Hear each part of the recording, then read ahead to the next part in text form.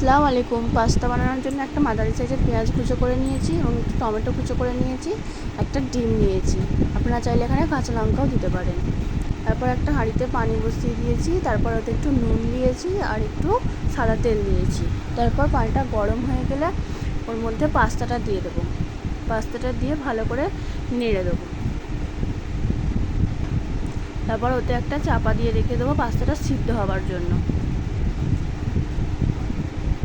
এই যে আমার পাস্তাটা সিদ্ধ হয়ে গেছে। তারপর আমি একটা ঝাঁঝরিতে এটা তুলে নেব। তারপর আমি একটা গ্যাসে কড়াই বসিয়েছি, কড়াইতে অল্প করে তেল দিয়েছি। তেলটা গরম হয়ে গেলে আমি ওর মধ্যে পেঁয়াজ কুচোটা দিয়ে দেব। তারপর আগে থেকে কেটে রাখা টমেটোটা ওতে দিয়ে দেবো। টমেটোটা সিদ্ধ হওয়ার জন্য চাপা দিয়ে রেখে দেবো একটু। তারপর ওর মধ্যে লঙ্কার গুঁড়ো, হলদি গুঁড়ো দিয়ে দেবো আর একটু নুন দিয়ে দেবো।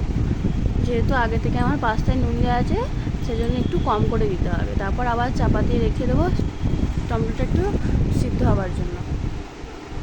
এই যে আমার টমেটোটা সিদ্ধ হয়ে গেছে। তারপর আমি ওতে একটা ডিম ফাটিয়ে দেবো। ডিমটা ভালো করে নাড়াচাড়া করে ভুজিয়া মতো করে নিতে হবে। এই যে আমি ভালো করে মিক্স করে নিচ্ছি, এইভাবেই করতে হবে। আমার ভুজিয়াটা হয়ে গেছে। আমি এর মধ্যে আগে থেকে সিদ্ধ করে রাখা পাস্তাটা দিয়ে দেবো।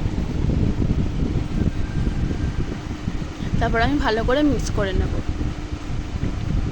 আমি ওর মধ্যে পাস্তার যে মশলাটা থাকে সেটা ওর মধ্যে দিয়ে দেবো, দিয়ে আবারও ভালো করে মিক্স করে নেব।